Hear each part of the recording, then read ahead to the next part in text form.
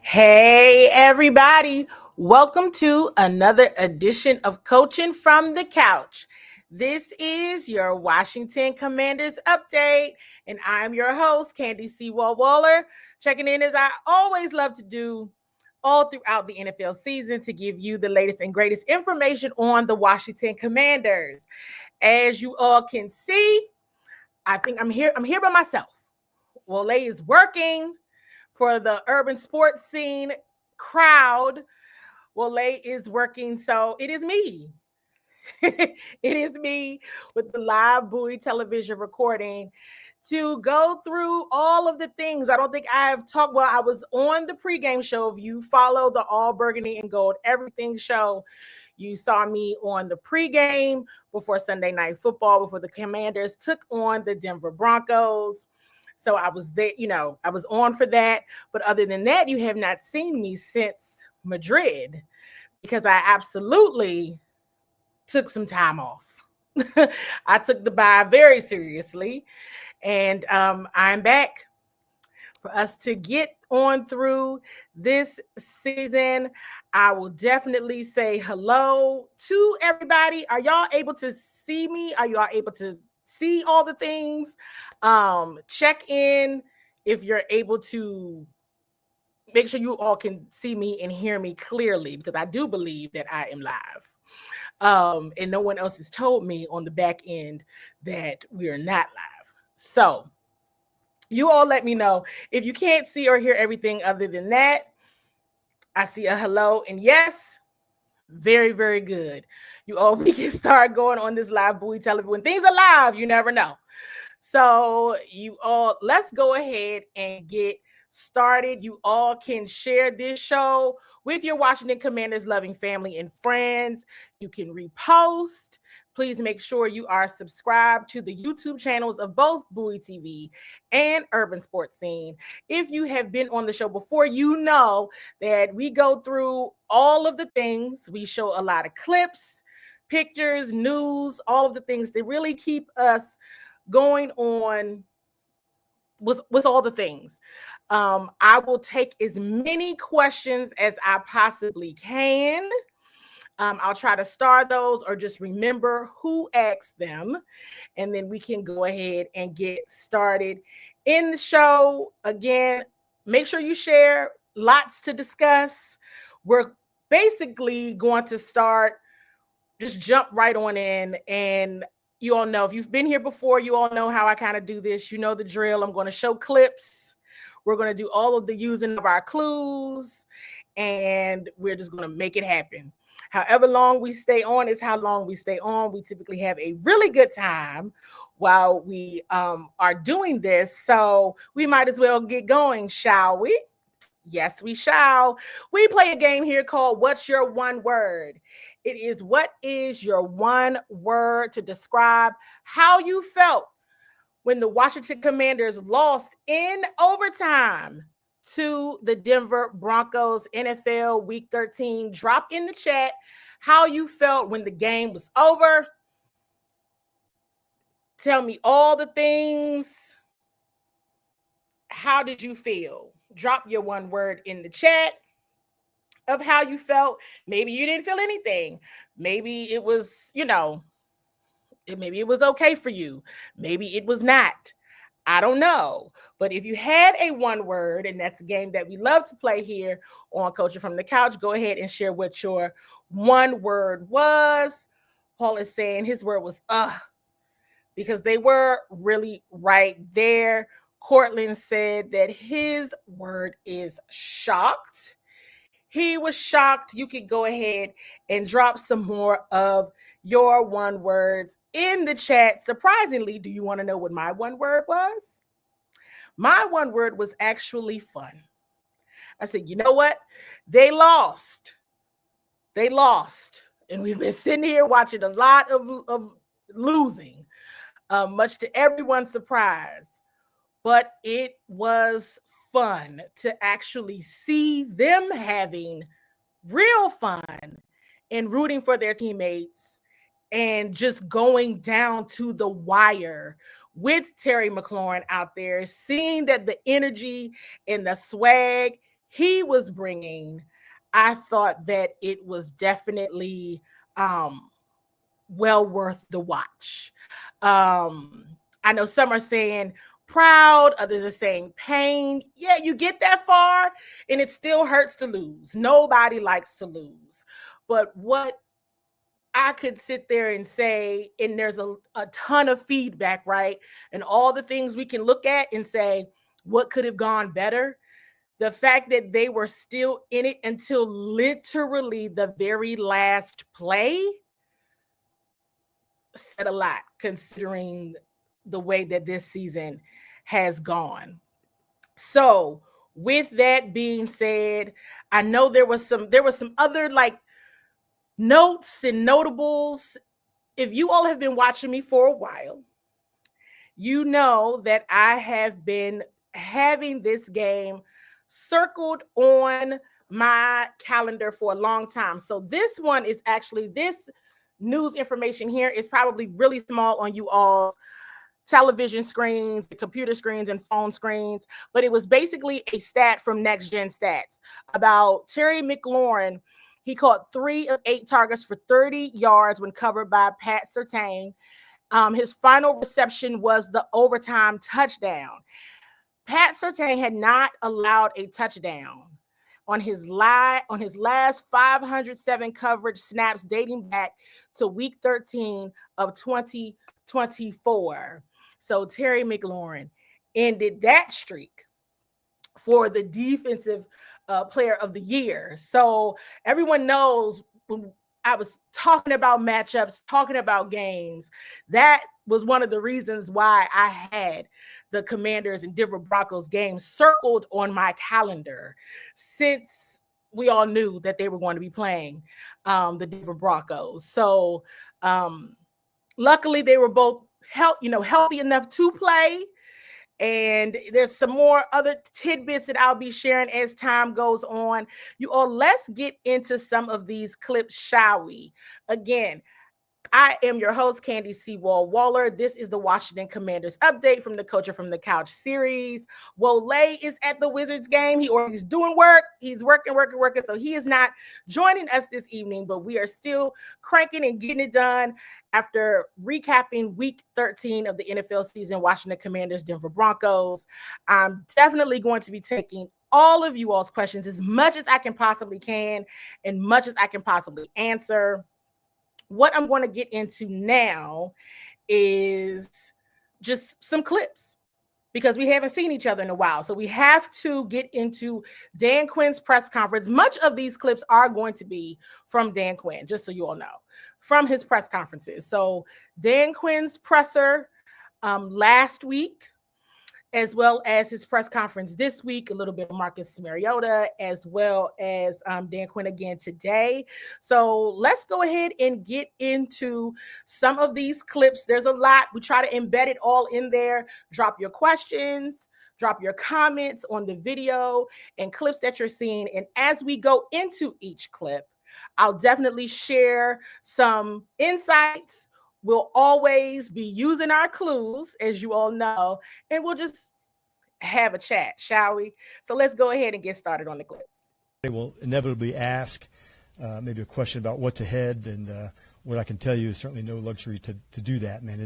To me, it's all about right now, and we talk a lot about our culture and our standards, and those things weren't fully built just last year, and we began the building process of that, and man, it's cool. We're right in the thick of all of that. So show me a team with a strong standard, and I can confidently say they've been through some shit, and that's kind of where your standards get strengthened and tested and all those good things, and that's exactly where we are. And as I told the team, for all of us, man, like, we can dig and get more. That's game day and really every day. It's more speed, that's more focus, and players and coaches, man, we can for sure do that. It's doing the small things at a world-class level, and where we are, nothing to me is too small, and so is our opportunity to elevate. And individually, as a team, that's our focus, where we're at and how we want to go after it. So that's kind of what I started our returning from the bye messaging, and I wanted to share that with you as we get started. And it was cool to be back out on the practice field today and get rolling again. We all needed that space, and now it's time to go again. So that said, I'll open it up with you guys, and we can get rolling to start the week. So we always stop whenever my mother, Mama Waller, jumps on. So we'll say hi to Mama Waller. Pops Waller typically watches it later, so you could say hello to him as well. But my parents always watch every single show. So they're a part of the audience as well. So let's just go ahead. You always have to do that commercial break because that is very, very important when your parents are watching the show. So let me know your thoughts on what Coach Quinn is saying after the bye. This was last week. Okay, so then we're going to work our way up to today in present day because there's so much that can be taken from each one of these clips and videos and all the things. Let's go ahead and move into some more of the clips from last week because, as always, I have a ton of clips to share. I think kind of on a macro level, I'm sure you took part of the bye to kind of look back at how the first, 11 weeks of the season went. When you look back kind of at yourself, your own performance and messaging or certain decisions you made, what's something that you took away from that review? Yeah, there's a lot, honestly, Tom, when you go back through because you want to make sure you're digging in on the right things and the right mindsets. And so I want to find out, where are the mistakes? And you want to answer, okay, do you know where they are? Are they fixable? Okay, and yes and no's are, answers to those. And then here's the process that you have to go through to do that because, as you know, the difference on those winning and losing comes down to these, differences that you need to do. So I wanted to dig back in hard. I asked a lot of collaboration with the coaches as well in their opinion. So I wasn't just going to make it my point of view. I wanted to collaborate as strongly as I could, Tom, to make sure that everybody had a voice in this and also how we plan on, moving forward with real resolve and making sure the practices, the standards that we want are really being met. That's why I discussed it with the team too. So we've often heard everything about collaborative decision making, all of that. So Coach Quinn in that response is sharing very much so that this is still part of the process. Him working with his team, his staff, as well as the players in understanding where he can be better, where things can be better. And as you're listening to this, while the record may not reflect it at all, I think we can say that we've seen things be better. In the last couple of weeks here, we have seen things be better. So let's continue to see what happens. I know the win-loss column may not reflect all of that, but it definitely, it's not a bad thing. It's not a bad thing at all. So let's move on to some more of the clips from head coach Dan Quinn's press conference last week. Hey, Coach, you kind of touched on this a little bit in some of your responses to others' questions, but, last year we talked a lot about, and earlier this year as well, a lot about the commander standard and what it means to be a Washington Commander. Yep. So now that you all have gone through and going through some adversity here, yes, what have you kind of really seen as very important to that kind of framework of what it means to be a Washington Commander? Yeah, so much of it is mindset, Candy, isn't it? About when you're going through the hard things to say, all right, how's this mindset going to be? And when I was kind of referring to the little things, it's not like you want to heighten them, and it's not a matter of letting them slip. It's a matter of the extra attention that it goes, and really there doesn't have to be anything that's too small to go into that. The things that come to the top of my mind for me are kind of the winning time moments and the focus during there. That's a big piece of this, to make sure whether that's a fourth down, a 2-minute, an end of the game, those ones to where it goes from focus to the hyper focus. And you got to practice it. And I like the competition at practice. So having more guys back into practice, Candy, that's a big deal for me because now that's more competition, more spaces to go do that. And so that's a big deal. But, yeah, there's definitely as much gets revealed in the difficult times, and you want to watch, you want to see how certain people are reacting, and knowing, okay, there's a person that's down for it. When the chips are down and they're like absolutely going for it, you do learn a lot. It sucks to go through it. There's no ifs, ands, or buts about it. But what I'd said earlier, you show me like a strong, confident team, and there's an excellent chance they went through something challenging, something tough along the way. I think that's teams, that's people, that's a lot of things that go through it. But I want that warrior mindset, looking for the competition, at every space, and knowing that somebody's ready to get down, like every time we go. So if you follow me and follow Bowie TV, at least for the last year, toward the end of the season, definitely going into the playoffs, I was asking players a lot about the Commander standard. And it was kind of a doctrine, if you will, that this culture, this environment, this current environment, they came up with together.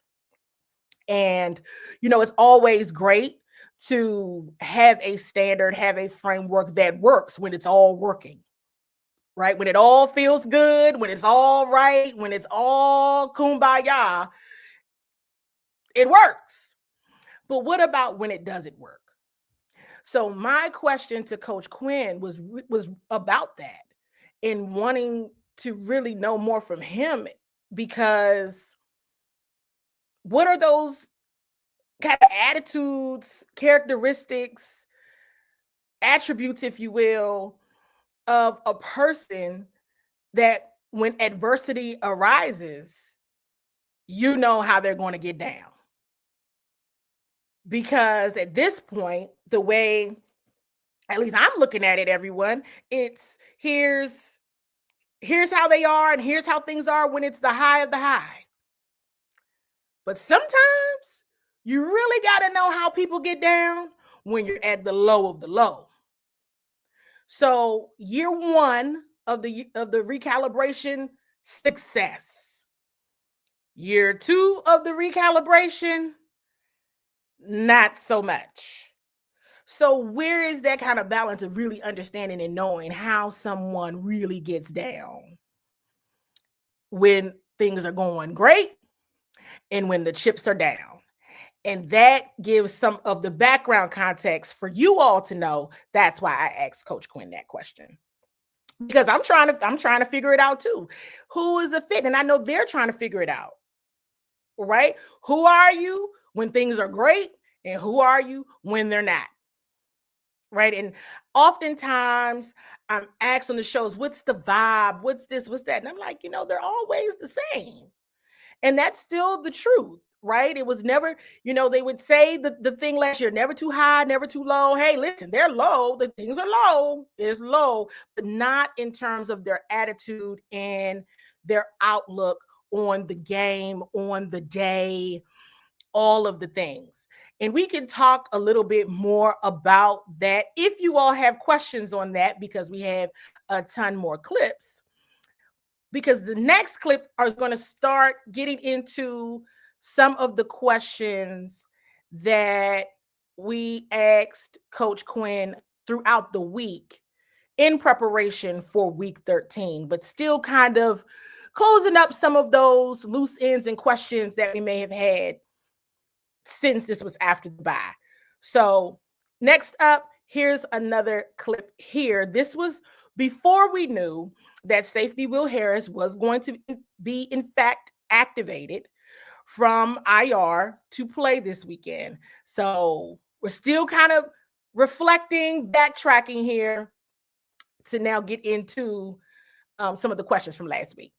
This week, or as soon as this week, what has his absence kind of meant for this defense, and kind of the flip side is what will his return bring to the defense? I'll start on the return side. For him, Will is a really good communicator. Just like a hungry competitor. So I've liked that part about him. He's got good football awareness, Tom, because his background, he played corner, he's played nickel, he played safety. So some guys can, see this way, and Will can expand the vision to see other things, to give the alerts to other players. So he did a good job even during the rehab process. He was involved. He was in meetings. And so after his surgery, he was a couple weeks out in L.A., and then he came right back, I think, after our trip from L.A., and that's when we began the process, him being in the meetings together. So we like what he communicates like. We like the hitting that he brings.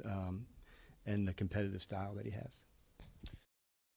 So I saw a comment, and I try to put as many comments as I can that says, you've seen the Commander standard in these last 2 games. I see another comment here about them being stuck in neutral. And I have to tell you, I was sharing with, if you all know Darrell Owens, who takes the amazing pictures for Bowie TV, give him a tag because I'm about to say something about a conversation that he and I were having.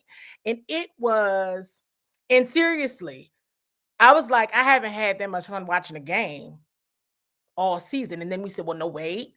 LA was fun. LA. And LA, I said, I know these folks. I know these people. I know them well, actually. They look like people I know and players I know and spend the majority of from May to January with, right? For sure in LA. I saw it in Madrid. I did see it in Madrid, and last night, because and we're gonna get some more into this because hopefully, we'll get through the agenda, if you will. It's like a swag, right? It's a swag. It's like, I was calling it in LA. I was like, oh, Jaden has the glow. I was calling it the glow. I was calling it the juice. I was calling it all the things. Like, it's just it's a thing.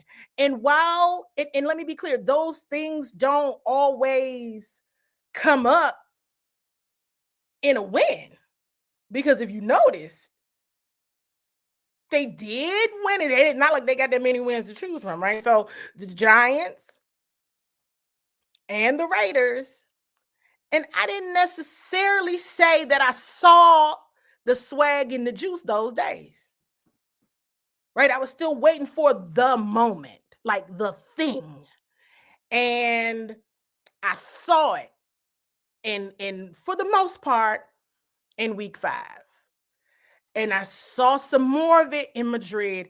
Definitely saw and felt it last night. Toward the end of the game, I was like, now these are the people that now have, and I definitely know that I believe that there's some moments in yesterday's game that I would have liked to have seen them do more of. The same thing in Madrid, the same thing.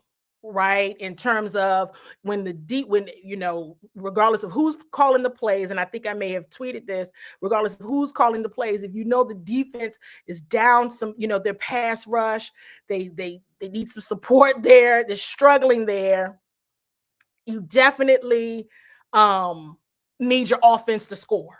They gotta score touchdowns. They must score touchdowns. And so not seeing, and I see someone let Darrell know that I was talking about, Darrell, I was sharing, this is what happens when you're doing live TV, folks. Darrell, I was sharing with everyone, we were talking about the games. And that, we were talking last night, leaving out of Northwest Stadium at 1 a.m. or wwhatever time that had to be around 1 a.m. This is the most fun we've had covering the game all season. And then we mentioned LA because it's a thing, and it's maybe whenever I see it again, I'll tweet it and say, right here, at this moment marker in the game, that's the juice I'm talking about. That's the swag. And I see moments of it. I see it in players. I saw it in the very first play of the game last night in Revo, right? You see it, but it's not for extended periods of time.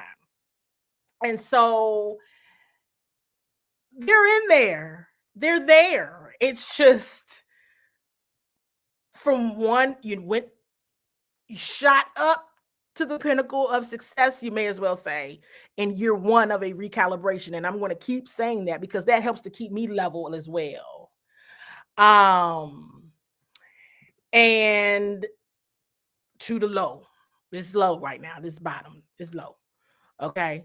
But you just don't see, you don't. That was a fight. They got into a heavyweight match. And I didn't expect a heavyweight match. I was like, oh, they're going to lose on this one. They're going to lose. And they did not at all. The game actually was very what I thought it would be. Like really what I thought it would be. And I know folks are disappointed in the loss. Let's be clear. They are as well. But there was a fight in there that I know everybody, we don't always all have to agree, but I think most can say there was a fight in that Commanders team last night that we have not seen. And they didn't buckle. To the very last play, they showed some guts. And it was like, these are the folks that we met last year. But everything with the injuries, and we'll get into that as well.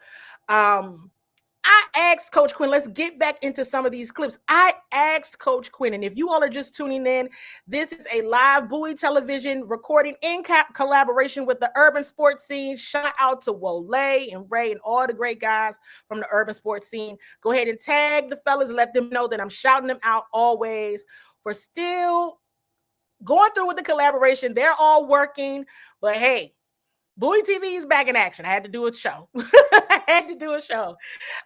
So make sure you all are subscribed to both Bowie TV and Urban Sports Scene.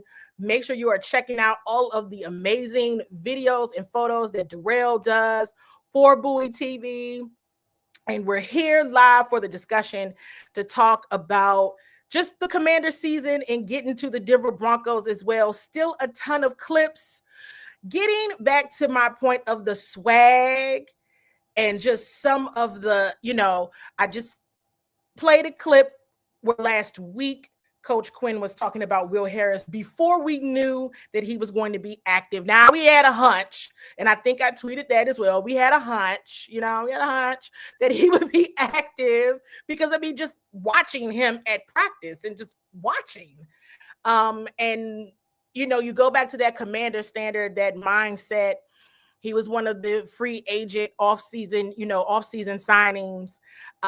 Another addition to the Commanders fold this season, Deebo Samuel. Deebo Samuel. Wow, right? So I asked Coach Quinn about Deebo last week. Check out his response. Hey there, Coach. And you mentioned this player a moment ago in your response to DA's question, Deebo Samuel. Now that you've had some time with Deebo and how the season is going, just what is your overall assessment of him as a player and the person? Yeah. This guy he is one tough competitor. And it seems sometimes the closer he gets to that first down or to the end zone, he's going in, and you see it on a sweep on a run. You see it on a catch and run play. He's able to deliver in the big moments. I can think of a fourth down play. I was reviewing some of the fourth downs last night in Atlanta. So it's a guy who's accustomed to making plays in those spaces. Early on in the season, I thought, that was also cool to see him on the kickoff return side. Obviously, the injuries changed some of that. So I thought the versatility, Candy, some of the things that has been impressive to me so far. So definitely want to acknowledge Robbie's comment here because, it's so easy to be critical of people when you're not playing. And the heartbreak on Marcus, oh my gosh, I was like, okay, I can't even look at Marcus right now because he is heartbroken. And they all were. It was just right there, all of the energy. Going back to this comment here from Dujanay, absolutely, yes. He was back in the fold in that kickoff return. But we remember at the beginning of the season, right? And I'm saying hello to all the good folks if you are joining in. And you still have plenty of time to share this show with your Washington Commanders loving family and friends to get them involved in the live discussion.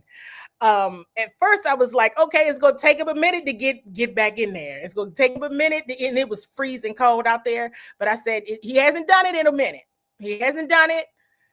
But remember at the beginning of the season when he was doing it, I remember back during the summer, it was even a conversation that Wole and I had on the show. And he's really going to do it? Yes, he is. Now, when I saw that it was Debo and J-Mac, I said, ooh, this might be some really good special teams bump. You all know I'm a special teamer, okay? But I said, ooh, I mean, they're your best too. They are. Considering injuries and everything going on, it was immediate. And this is now here we and this is when I started jumping around, you all. This is where I started deviating from the agenda a bit. Because this is when we start to get into some of the use your clues, right? I asked Coach about that because I felt like, okay, if my hunch is correct, and at the time when I asked that question, I said, okay, Terry and Noah will be back. Because that's what I thought at the time of me asking that question. I go, Terry and Noah will be back. Okay. Traylon will be a value add. All right. Debo can go back to doing returns. And the reason why Debo can go back to doing returns is because they're going to need some help, because the Denver Broncos do special teams very well, as you all saw. So do the Washington Commanders. But I'm like, whoa, the Denver Broncos special teams unit is very, very good. Very good. You saw both Debo and J-Mac. They didn't get much done, but when I saw it was Debo, I was like, I was right. Yes, cool, because everybody likes being right. Then I said to myself, oh, they're trying to win this football game. Okay, they definitely not cutting any corners with this one. Debo and J-Mac, because what can they both do? Block. And what can they both do? Break tackles. But that was going to be very hard to do against that Broncos special teams, as you all could see. But if you felt my passion or my voice get a little different on that one, it did, because I was very excited to see it. I was. It told me a lot. I said, oh, this game is going to be good. This is going to get good. And then I instantly then said, I went back to the receivers, because now let's move forward to the actual end game of what happened, because we knew Noah wasn't playing, right? Of course, this is game time. I said, they will be utilizing Terry. He was still kind of limited early on, but they used Terry, okay? But I said, Traylon is going to have a good moment. I can feel that about to happen. And I was right about that too. And we'll get to that in a moment, because again, who doesn't like being right? So I think something else I think most can agree on is that Debo has added value. Debo has added value in this space for this Washington Commanders team, to the Washington Commanders standard. He has had to deal with his own injury, as well as his teammates in his position group, all injured at various times, still getting, dealing with injuries throughout the season. So I asked Coach Quinn a question about that today. But another player, talking about injuries, I also asked Coach Quinn last week about defensive end Drake Jackson. Now, if you missed my question to Coach about Drake Jackson, you absolutely want to pay attention to it here. Another player that is in the 21-day window, Drake Jackson. Yes. What will you all be anticipating to see from him? Yeah, as we're getting through like another full week from him, where's the pass rush? How's the movements? Where's it going? He hasn't played for a while, so to get extra reps to see and test, push it, it's a big step. And so that's why this week's a big one for him. He's worked hard in the time he's gotten here. First off to the side, extra work, getting his knee stronger, getting it better. And now you see the movements, where's the football conditioning, how's the pass rush skill work. So it's not just physical, then it's also like the skill work that goes with it. But I have been pleased about the work that he's put in. So I'm excited to see kind of the next 3 days play out and then see where we go from there. But he's off to a good start, Candy. So we posted on Bowie TV some clips from last week's practice. It was Wednesday, right? When Terry was full participant. I think Noah Brown was a full participant. That day, Drake Jackson was a full participant.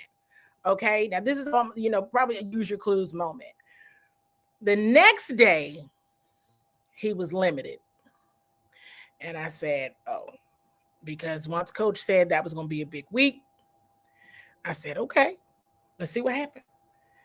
and he was limited in Thursday after being full. And I was like, he probably won't play this week because Thursdays are like the, really meaty practice.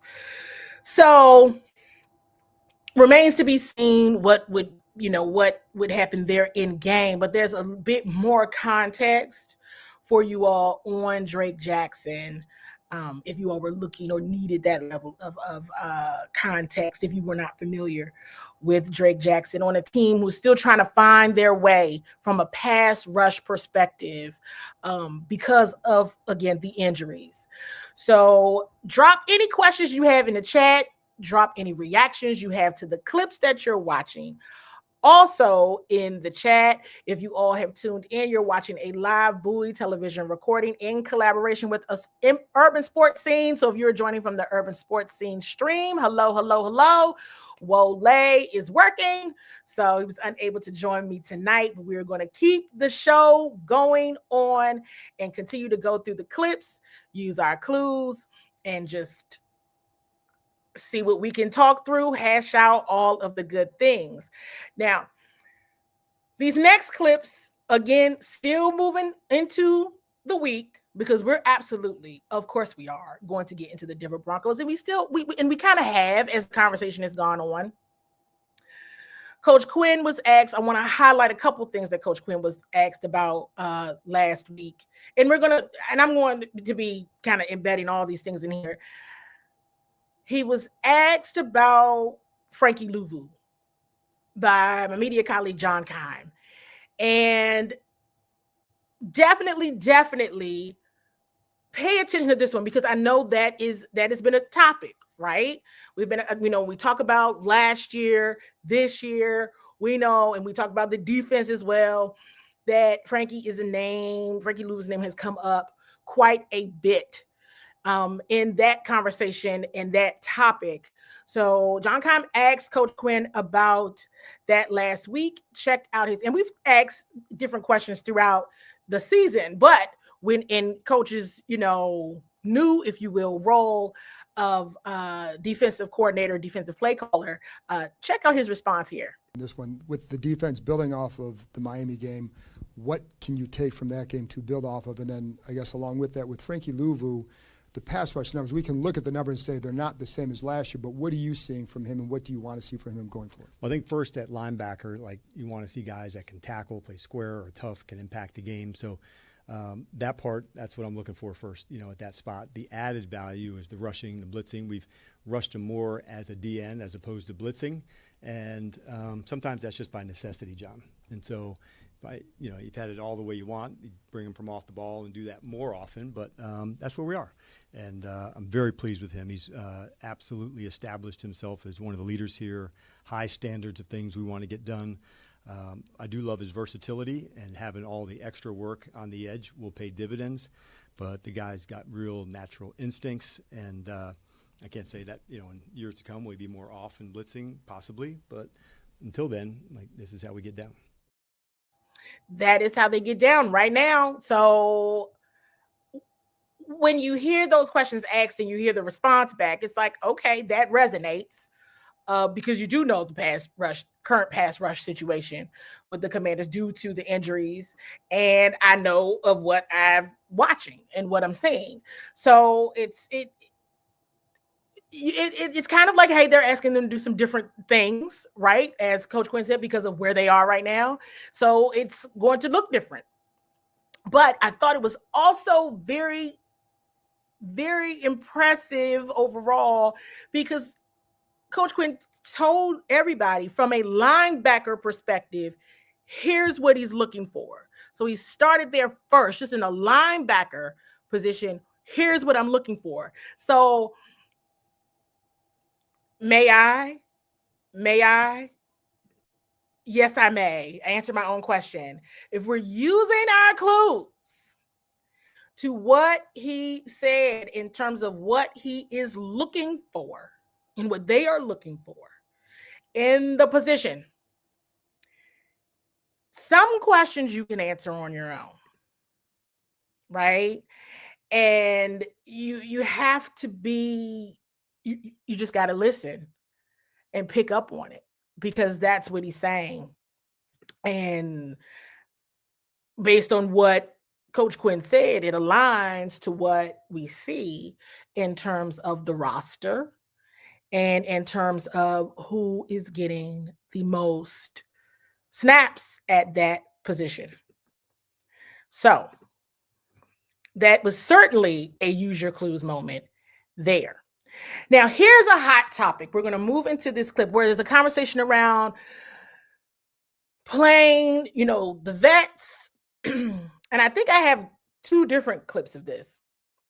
Playing the vets versus giving some of the younger guys some more snaps. Check out Coach Quinn's response here.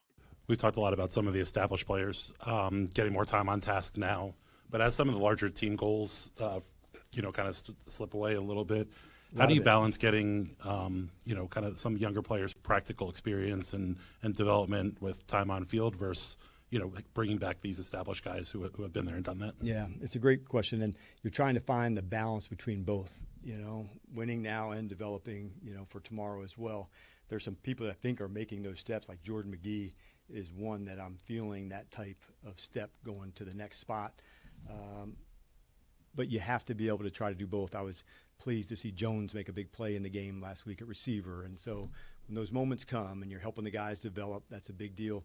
What we also do here is, like you guys know, NFL practices, there's carded looks that you get to it. And we do quite a few where we don't do that. We want to see where's their knowledge, where's their development coming along. So we spend extra time with the players who don't have as much experience to get them into practices, get the meaningful reps, see them compete. And that's why I like having a full crew to be able to practice and do that. That's a big deal. We've expanded our competitions at practice today because we have more people that can do it. So the trickle-down effect of that is, okay, more people get those third down competition reps today, like a guy like Biggers and McDaniel, like those who are literally, waiting for their chance to get some more chances. It's a big deal. If you all are just tuning in, you are watching from the Coaching from the Couch series, the Washington Commanders Update. This is a live Bowie television recording. I am your host, Candy Sewell-Waller. We so proudly do this show in collaboration with the Urban Sports Scene. Wole, the guys with the Urban Sports Scene, are working this evening, and the show still has to go on because the Washington Commanders played a game last night. And so we have to definitely still do the recap. Shout out to those guys for still allowing us to leverage their platforms and have their audience still be able to engage and learn and know more about Bowie Television and all the content and wonderful things that we are doing. Shout out to them. Make sure you tell them I'm shouting them out because they should be. So you all drop any questions you have. As you all know, if you're getting to know me or if you know me for a while, you know that I'm on site and I do definitely answer as many questions as I possibly can about what I know or have insights on happening with the Washington Commanders. We could go ahead and just move right on to my question that I had for Coach Quinn leading up to the matchup Sunday Night Football, Washington Commanders, Denver Broncos. Definitely a night that I had circled on my calendar. And while it looked a bit different in terms of the personnel that was on the field for the Washington Commanders, the game did not disappoint in terms of competitiveness, overall intensity. And I think we were all like, OMG, at the end there. So as I played this clip of myself asking Coach Quinn about the Denver Broncos and what he saw on film, feel free to drop in the chat and I will mention it as well. All of the things that he said that we absolutely ended up seeing on this week's Sunday Night Football. And looking to Sunday night against the Denver Broncos, what have you seen so far from them on film? Yeah, a lot. I thought defensively, I really thought their front drives a lot. They have playmakers at all the spots, linebacker, certainly a safety and a corner. And so when you have them at all the levels, that's a big deal. I like how they jump off the ball defensively and swarm. So that's the challenge, when they're at the line of scrimmage, can you find ways to, get some plays?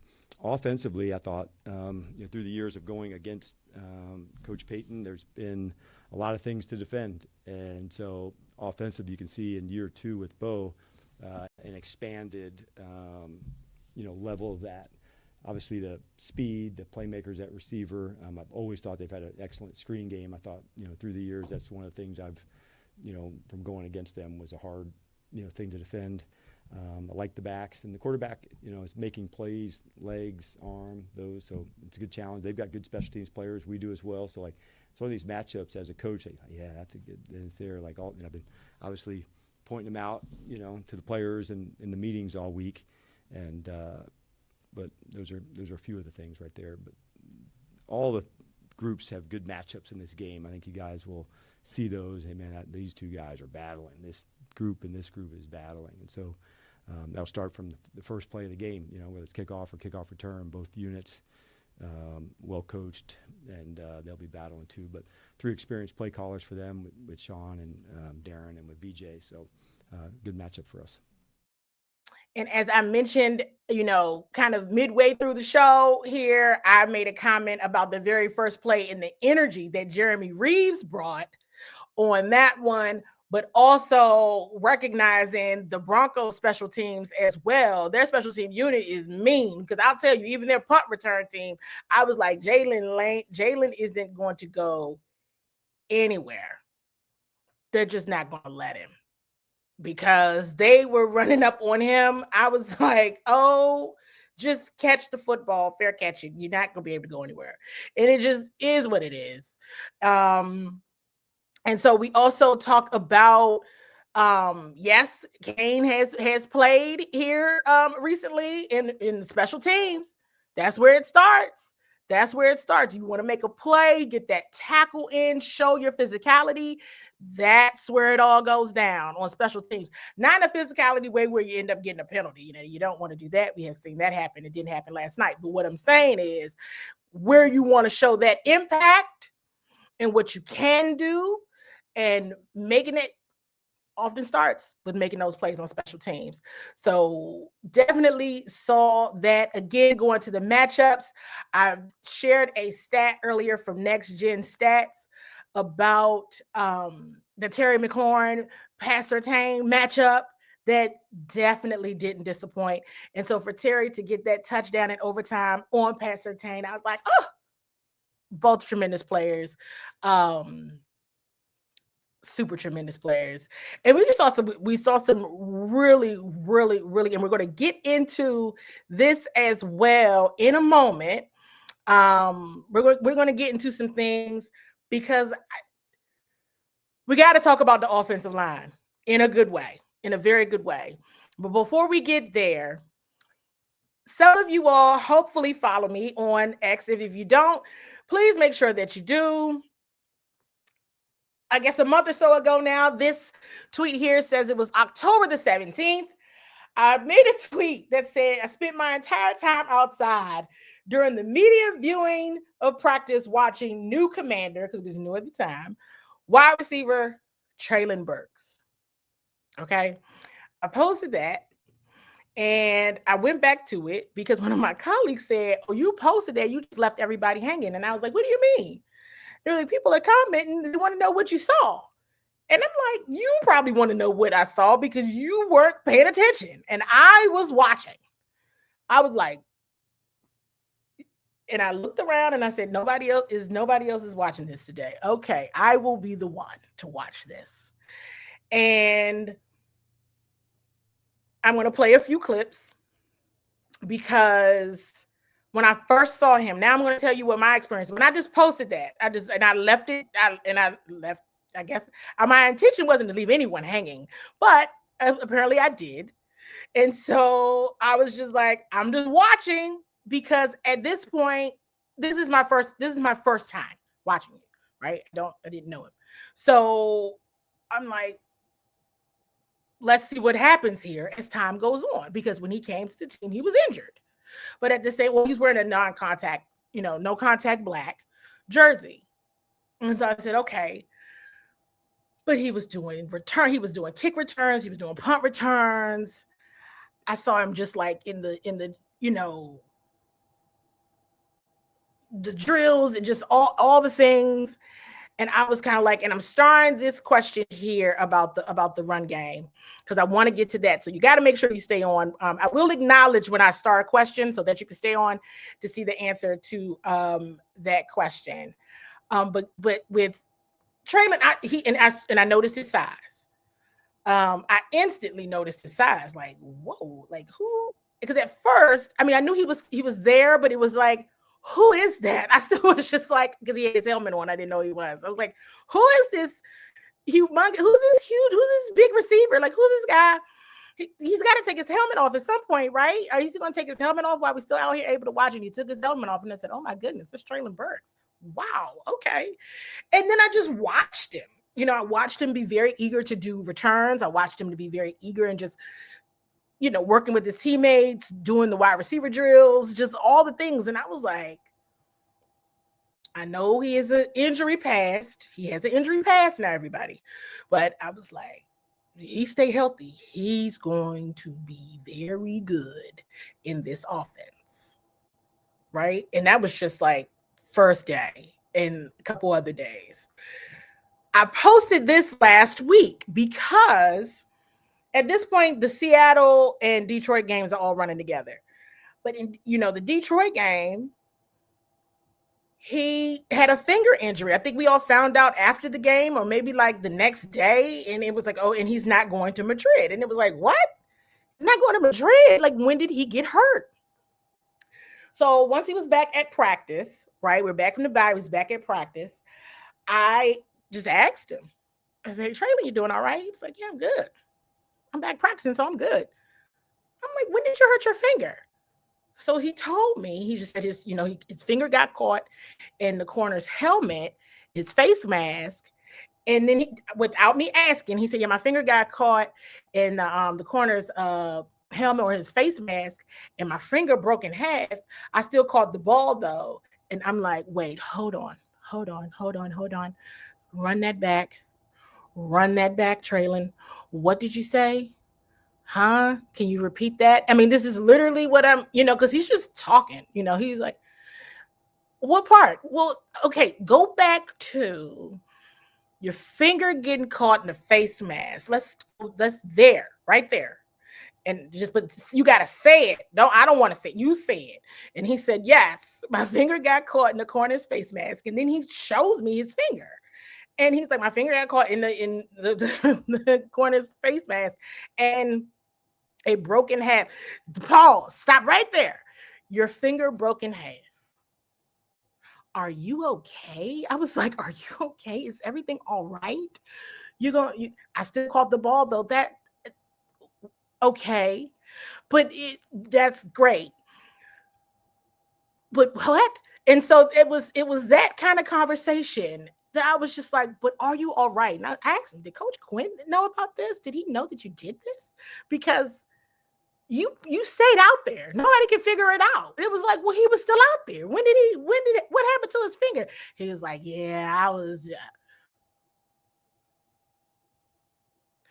So, and we're talking about Washington Commander standard and just getting after it and being eager and just wanting to just, whoa, hey, I think he would be, sounds like he meets that criteria of, really getting after it. And just because I was concerned, like, are you sure you're going to play this weekend? You had a surgery, broken half. You're going to play this weekend. He was like, yes, if they let me, if I could get, we'll see how the week go. But yeah. And I was like, okay. So Friday, I asked Coach Quinn about Traylon Burks. So please drop in the chat what you think of Traylon Burks so far. And I'm going to definitely play a few clips. One of my questions to Coach Quinn on Friday about Traylon. One from after the game that Nikki Davala asked Coach Quinn about the due diligence that they did on Traylon, basically. So some background context on like who picked him, who found him, all that good stuff. And then just Marcus's reaction to Traylon. So check it out. Hey, Coach. wide receiver Traylon Burks shared with me the other day the story about what happened to his finger in the game. So what can you just say about him and just, what you've known about him in the time period he's been here? Yeah, in the short time that I've gotten to know him, I've sensed first like a hungry competitor. And we've seen that a lot where somebody needs a fresh start, a fresh space, a new outlook, and sometimes a new space to go do that and express who they are as a player. What I've since learned is the competitor. I'm ready for that. He was, so much as, I'll do the kickoff return. I want to punt return. Like, you feel his energy, Candy, of wanting to prove it. And I think that's a good thing. What I've also learned, just the size, for him, like when you're around him, like, man, this is a big receiver. And so that's different. And I think having that kind of versatility is a big deal. But I like, if there was a hunger index, his is really high. And I like that about him. So exactly what Coach Quinn said, I said, that's it. That's what I saw. I saw the guy that was like, I want to do kick return. I want to do punt return, because I was thinking to myself, like, oh, he just wants to, whoever he is, he's big, because I didn't know who he was as he had his helmet on. So I was like, well, whoever it is, he wants to do everything. And that's cool. That's nice. But I think he's new. So I'm not sure who is that. And then when he took his helmet off, I was like, that's Traylon Burks. Okay. Oh, wow. All right. See how this works out. And so definitely 1,000%, but you got to give things time, right? I at least I do. I need to, if I see something, and I'm going to say something, but I'm not going to say everything depending on the situation. And then because of, he was injured at the time. Let's just keep that a buck, right? He was injured at the time. You just didn't know. And so here is head coach Dan Quinn describing what and how they kind of came about with Traylon. When you guys signed Traylon in October, I mean, obviously you were depleted at receiver, but like, how much diligence did you do on him at the time, and like, how much did you know about sort of the person and the player when he came Adam, in? I got to tip the hat to him. He was the one, and even for him coming off an injury, we know he wasn't there yet, but we said, we're not going to miss a step with you, man. We're going to develop you. And then for him, you see him in there at 6 a.m. wanting to learn it and go. So the thing I just noticed about, like, this is a guy, he wanted to prove it, he wanted to show it, and I thought, man, we're going to give him the space to go do that, even though he wasn't all the way healthy yet. He had been injured, and so for us to, just stay in, develop him, I think there's a lot there, and I'm really excited he's here. I just visited him earlier tonight before I came in. Just, he's got gratitude for being here, but he's also, like, to me, it's back to him. It's like, no, I've got gratitude for the way you're working and the way you're putting out effort, and like, there's going to be a big plan for you here. And I do want to say that that part that Dan Quinn shared there publicly, I did see that. I did see Coach Quinn go to Traylon and talk to him and embrace him. And yes. I'm sure he got a few Washington Commanders fans after last night's game, for sure. And here is Marcus's comment too, which again goes back to what I would see in drills, or just what I was starting to learn about Traylon. Marcus shared publicly last night after the game. What did you see on the throw to Traylon in the corner? One-on-one, really, to be completely honest with you.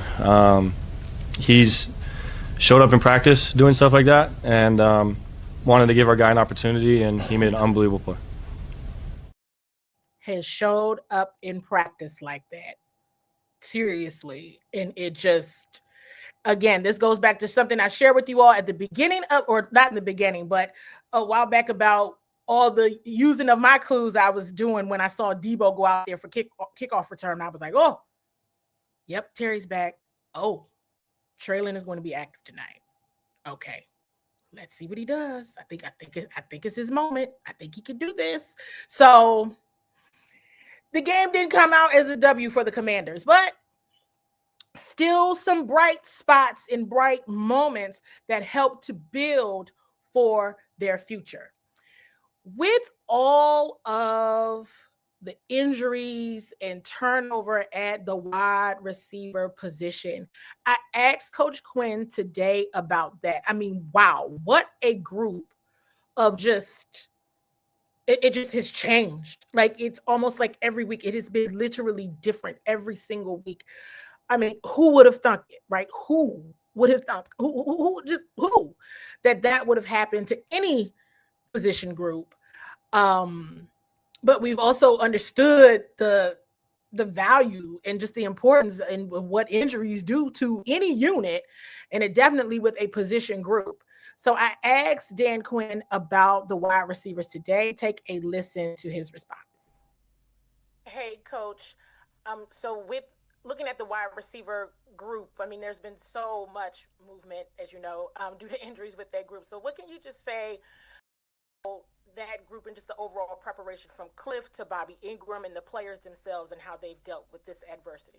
Yeah, it's a great topic, Candy, because I do like to see, where it's going with certain guys, and now adding Terry back in, and Trayvon took on a bigger role. I thought, I didn't really get a good view of his catch until watching it late last night, because, man, that was unbelievable. And so I thought it was in the far sideline from where I'm at, so I didn't get a chance to see that view. But moments like that, seeing Bobby and Andre Coleman and, the other players too, and making sure they're looking after one another and making that as lots of early mornings to get to that spot. Like Jacoby Jones has been in, Corey had been in, different people, Robbie Chosen, Chris Moore, all the way down the line. So finding some continuity, that's been challenging, but I was really pleased with, seeing some of the guys make some big plays, and especially as the game wore on, especially in the second half. Thank you. I mean, they've had a tall task and really just game planning each week for different receivers in different groups and whomever the quarterback is that week, right? We know mostly it's been, Marcus this season so far, but even, Marcus and Jaden, that is a lot.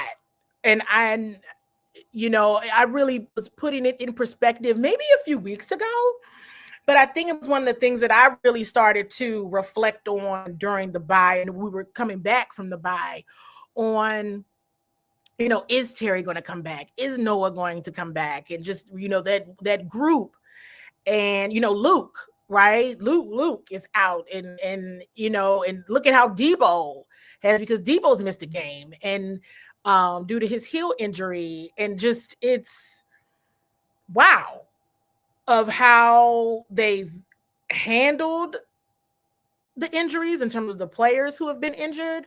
But those that have been asked to step up or have not been asked has just known they needed to step up. And shout out to Bobby Ingram, the wide receivers coach. I mean, hey, you got to get a different group of folks ready to play every week. And Cliff Kingsbury as well. I mean, you in the quarterbacks, that is really taking an effort there that, I'm going to be talking a bit about, because that is something.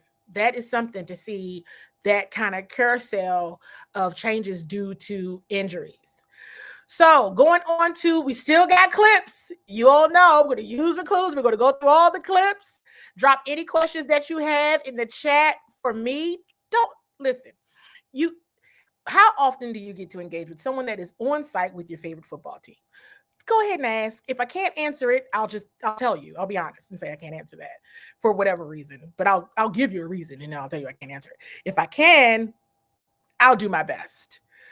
Are you going for 2 or nah? Okay, are you going for 2 or nah? Meaning, are you just going to hit the extra? What you doing? You hitting the extra point, or are you going for the win? Okay, drop in the chat what you would do. I'm going to share a clip from last night's presser with Dan Quinn answering the question about going for 2. Let me know what you think. Yeah, I assume there's no hesitation going for 2 in that situation. No, yeah, right going into it, into the overtime spot, I thought that would be the way that we would go.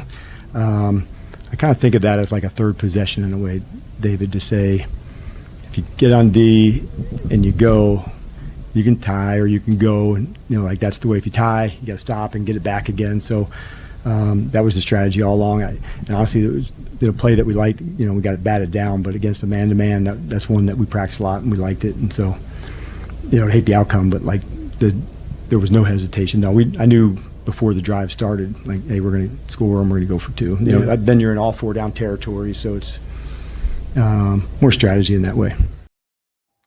Go for it. Go for it. Of course, it was the topic of everything, right? At the end. Were you going for it? Yes. Yes. You're 3-8. Go for it. Why not? Why not? If you win, amazing. If you lose, no harm, no foul. Seriously, not with the current record. And so, because what is tying going to get you at this point in time in the season? Just go. Just roll. Heck of a play. By Denver. Heck of a play. But as I just said, just roll with it. Just roll. Go. So it was no surprise because it felt like I don't want to say the old Commanders, but it felt a bit like last year. The energy was there, the vibes were there. They were just they had the juice. They had the moment, and Denver made a play, and that's all right. That's okay. But they were in it. They were in it, and hey, I think that there were no issues with going for it. They lost. They would have tied. Whatever. But I think it was just fine. Just roll with it. And I see many of you said you're going for the win. Feel free to still drop in the chat what you all think. I want to talk about another position group. Are you all, and this is a position group that we've been quite hard on. Okay. I don't know if you all can see this here. Nikki Javala posted this, and I'm going to read it out loud in case you all can't see it. The Commanders' offensive line was excellent against the top pass rush in the NFL. Remember, I shared on the pregame, if you watch the All Burgundy and Gold Everything pregame, I talked about Denver's defense. And when I'm asked questions about should they tank, should they do this, should they do that, my answer being on this side of the house is always going to be no. No, no, no. Because what people have told me is when you are coaching to tank, you're tanking is going to get you fired. Okay, period. That's all parties. That gets you fired. All right. Coaching to get draft position, fired. If we look at all of the Super Bowl champions, people who consistently make the playoffs, consistently go to the Super Bowl, all the things consistent when it comes to winning, they're not picking high. You do not get to that part of the mountaintop to pick high, okay, in the draft. You just don't. All right. And so as much as I can help people use their clues on that one, I am, because please know, just take a look at the winners. Just take a look at the Super Bowl champions. When are they choosing high? They don't. Remember the story of Pittsburgh Steelers head coach? I don't know if it's true or not, but I think it is, of telling Chase Young, I would never be able to draft anybody as good as you because my team would never have that kind of record. So I think you're great. But I think those things are very real that people need to understand. This tweet is about the Commanders' offensive line, okay? Washington held the Broncos to a 17.9% pressure rate, the Broncos' lowest, okay, since week 3 of 2023. When they gave up 70 points to the Dolphins, okay? Laramie Tunsil allowed 2 pressures to Nick Bonito on 28 matchups, just 2. Right tackle Josh Connolly Jr. allowed 0 pressures. 0. Remember all of the drama and all of the, no one wanted to give the young man time to get there, to get to where he is today. No one wanted to give him time to get there. 0 pressures to Jonathan Cooper in 26 matchups. Sam Cosmi, having come back from an Achilles injury, come back week 7, right guard Sam Cosmi allowed just 1 pressure on 55 pass blocks. Is anybody, I had to put my glasses on for that. Has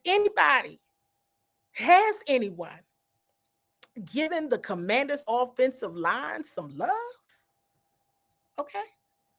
Have you given them some love? Have you given them their flowers? All right. Did you? And I would actually like to know. Did you realize how good they were playing? Comparatively speaking, this is the top pass rush in the NFL. They had them down to the wire. They had them to the very last play. They had them, right? Anybody, you can drop it in the chat. And if you didn't thank an offensive lineman today, why don't you? Thank a Commanders offensive lineman today, why don't you? I think that you should. If you haven't already, please, you can tag them in this TV show episode. You can just thank them, because hey, something to be said about that. And Nikki asked some questions today about the offensive line. I'm going to play both of these clips from Coach Quinn. While you're listening to both of these clips, make sure you are thanking the Commanders offensive line. Thanking offensive linemen today. Okay. Thank offensive line coach Bobby Johnson. That was again, you all watched the number 1 defense pass rush in the NFL. Okay. Those stats are real. Those are real stats. And that is impressive. Let's tune into the clips. Hi, Jan. Just curious your general thoughts of the offensive line play, especially going against Denver's pass rush, but also just overall this season. Yeah, let's start just first with the game. I think that, with going in, I thought this is a team that really has, kind of showed who they can be, from the pass rush standpoint. So we thought going in, this would be some runs and the play action passing game. I thought that was the real key to it, Nikki. If we could even have some runs that weren't, there might be a 0 or 1 yard, and then stay with it to have some of the run actions come to life. And so I thought that was the biggest thing. But I was pleased with the pass protection in the game. It just felt like that they were up for the challenge. It's a very good pass rushing unit, blitzing as well. And I thought the running backs protected well. So that part I was pleased with. And here's another clip. And just looking at the 5 up front, I mean, how have they gelled together, especially with Laramie coming in, Chris Paul stepping into a bigger role? How have you kind of seen them become more cohesive? Yeah, I thought it might have been Sam's best game, so that was good. That I would feel like, bigger comp, from, I'm talking about across the board for them to go. Not that he hasn't played talented guys, he does that all the time, but I just thought their stunts, their blitz package, that part was good. I felt like him and Josh have felt more cohesive, and like that continuity is helping Nikki, because now they've been in that rhythm, a good bit together. Chris and Laramie had quite a bit of reps together, but now the fact that the combinations with Sam and Josh, that's a big deal. And I thought Biotis also, were ones on the pass protection side, maybe Sam and Josh and Tyler. I thought some of their best, jobs in pass protection. Have you thanked them yet? Okay. Have you thanked them yet? You can tell them that Candy from Bowie TV sent you. All right. Said Candy from Bowie TV said that we should be thanking you. You're doing a good job. So just saying, listen, hey, Give them a moment to gel. Give them a minute to work on it. The health just hasn't been there from a team overall, but you saw things. Yes, there were moments where I was like, gosh, I wish the offense would have scored on that drive, especially early on in the game.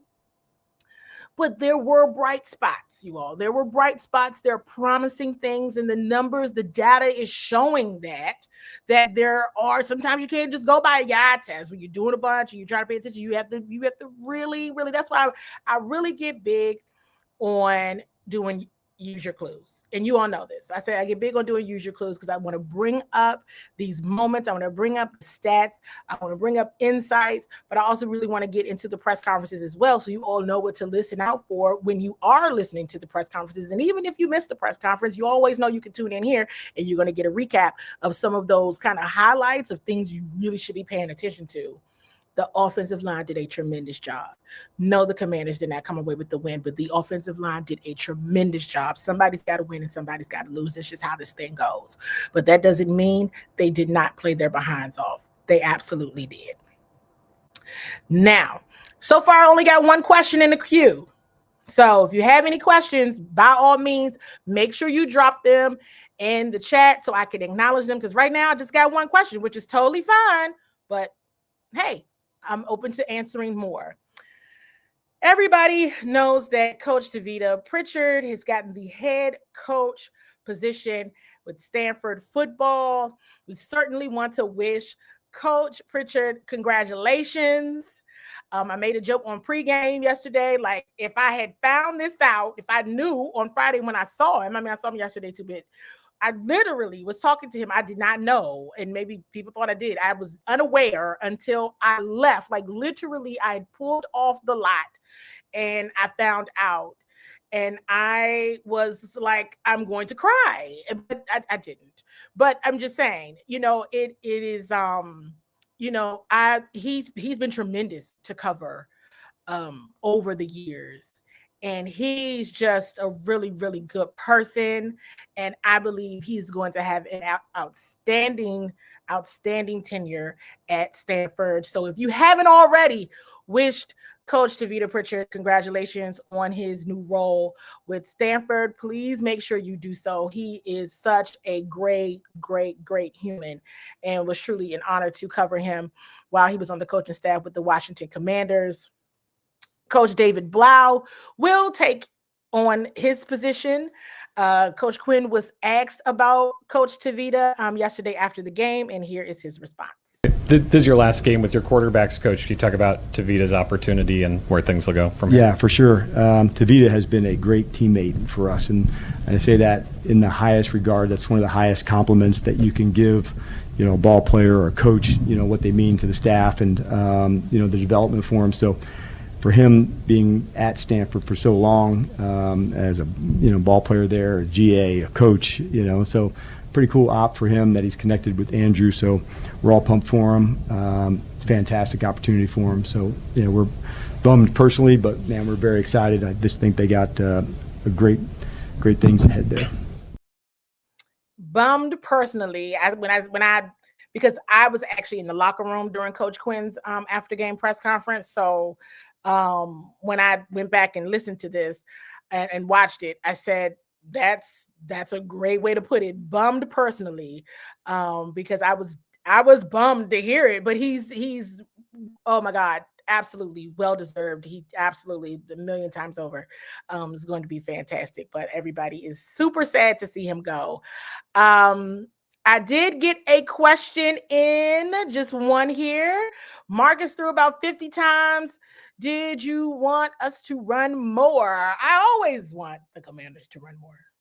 I always do. Always. Make them stop it. Make them stop it.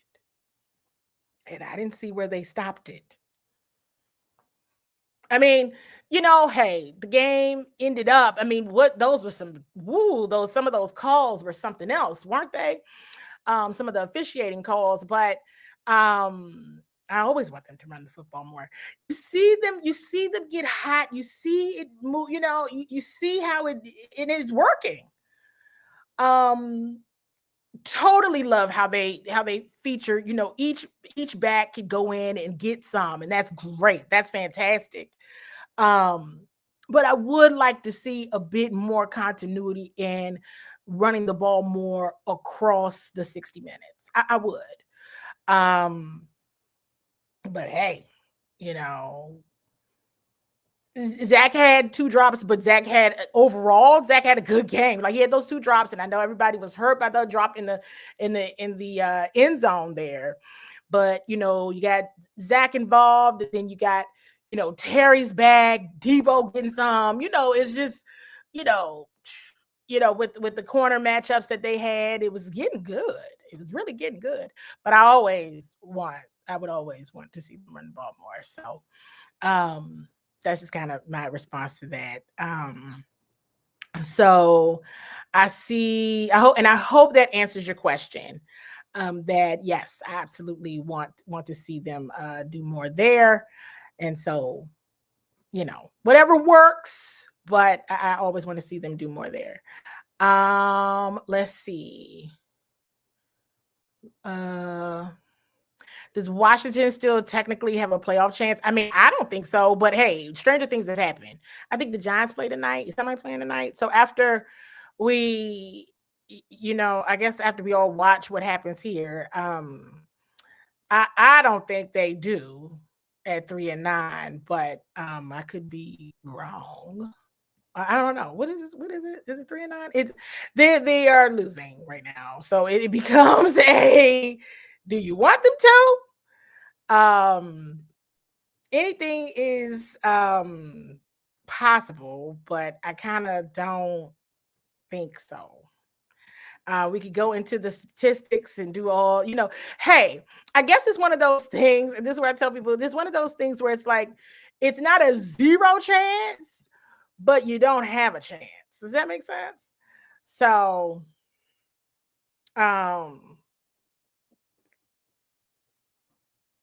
that's kind of my answer. I'm sure the percentage is very low, if anything. So we'll have to see. Do you think they will stick with the run next week? Probably not. Probably not. And that's okay. We'll see if Noah's back.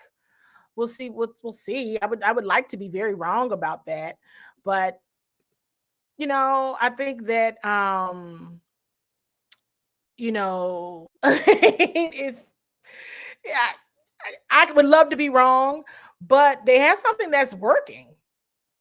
It's not that it doesn't work. I would just like to see it more, especially in Madrid. Against Miami, I definitely was like, why aren't they running the football? And, with some moments on a 3rd and 2 or 4th and 1 where I'm like, you could actually just run the football too. You don't have to throw it. You don't.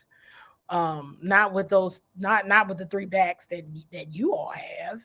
So, we'll see, but I'm kind of not, optimistic about that. So any more questions? You guys gave me 3. And if there are no more, trust me, you all, we're going to keep doing this all season long. Make sure you all are subscribed to Bowie TV and Urban Sports Scene. If you are in Prince George's County, Maryland, I forgot to say this the whole entire time. If you're in Prince George's County, Maryland, you can find Bowie TV on Comcast, channels 190 and 1097. So make sure that's I'm just kind of like, that's kind of what I should be saying all the time because we're on TV. But I keep continuing to forget that. If you were the GM, who would be your number 1 person to bring back that's on a 1 year right now? Let me think about that. I think it's too early. It's hard to make those kind of calls. I know my answer is. Well, no, I'm going to give you my answer. And I know people aren't going to like the answer. But my I don't know if he's coming back, but My answer would be Bobby Wagner. And the reason why I would be Bobby Wagner is because he is keeping this team together. And he gets a lot of flack. I'm not real sure why. It's like there's 2 or 3 things that happen in a game, and everyone forgets about all the other things he did in the game, which is just the nature of people, I think. But when adversity strikes, and we talk about the commander standard and how you deal with adversity and how you remain disciplined and in your right mind and still going for it, getting after it, even a support to his teammates, his veteran teammates, because Marcus Mariota even mentioned him in a press conference after the game. I don't know if it was in Madrid. It wasn't in Madrid. It must have been after Detroit. It wasn't in Madrid. It was after Detroit. And he brought up Bobby. And I have not ever met a human that is able to just persevere, is what I'll say. And help others do the same. In game, in practice, in film room, just keep getting after it. And the respect level that he has in that space. I mean, this is when we talk about commander standard and culture, and from a player perspective, these are he has the mentality that you want everybody to have. Like, no, seriously, you all.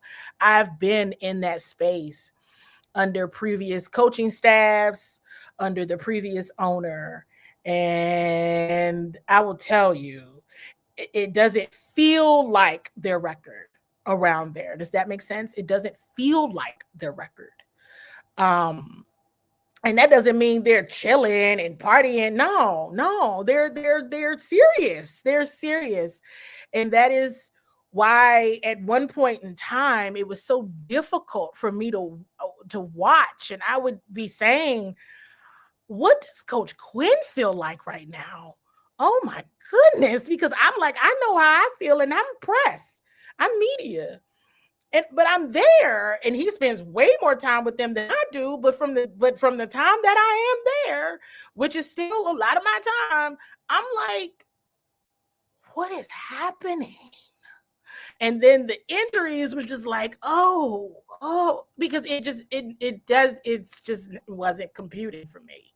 And it's still not, let me be clear, but at least I recognize them, on the field is what I mean. But, there's quite a few, but he's the first one that comes to mind, for sure. But there's quite a few, because I still feel like the injuries messed this up. You can never go based on injuries, but these injuries, like, your pass rush is gone. Like, your pass rush, they have a pass rush, and they're trying to do the best that they can with the personnel that they have, right? Your starting quarterback has been out, right? And Marcus has been phenomenal, but we know the capacity that's there. So it's like, Will Harris is just getting back. And I saw negativity about Will, and I'm like, are you serious? You can't expect hey, Bo Nix made a play. Bo Nix made a play because they were after him. He was under pressure. He made a play. And Cortland Sutton he caught it. The other team, they're going to catch a football, you all. You cannot expect for people not to catch a football on the other side. Somebody's going to catch it. And so, but you didn't really hear much else, right? So, that defense, it was all, both of those teams are pretty evenly matched. It's interesting because I feel like I do when I watch the Commanders play the Atlanta Falcons, and I felt the same way yesterday. Like, Denver and the Commanders are actually, even though their records are very different, I'm like, they got some similarities, So, but the numbers don't show it, and the win-loss column absolutely doesn't show it. But it was just in game watching it, right? So I just know what he does for that culture, and I know what he does for that room. But the injuries are a lot. Nobody else would say that, but I can say it. I have enjoyed covering him for certain. Is him, Zach Ertz they're great. They're great. And it's hard when you have somebody, like the franchise quarterback is the second year and he's dealing with injuries and all kinds of adversity this year. And it's like, you guys, people need support. People need support, right? And they need people. And I feel like the people that they need are there. It's just for various reasons that this year it just didn't come together. So we'll have to see what happens, but hey, in Madrid, Bobby Wagner already got over 100 tackles on the season, and he's actually got 2 picks this year, and he hadn't had 2 picks since 2022. So I mean, hey, say what you want, he's having a phenomenal season. That's why sometimes, yes, I rely on my insight. I do the eye test and I do all of that. But hey, numbers are numbers. I got to go back to the numbers. That's why I had to bring up about the offensive line. Did you thank them yet? Because I think that's very important. You all, this has been fun. And I hope you all enjoyed yourselves watching the Washington Commanders Update, Bowie TV's live recording from the Coaching from the Couch series. You all tell Wole we missed him. Tell Wole we missed the conversation. We missed having him on, but hopefully the Wizards aren't playing and we'll be able to get him on again. So you all have a great night, and I'll be talking to you again soon.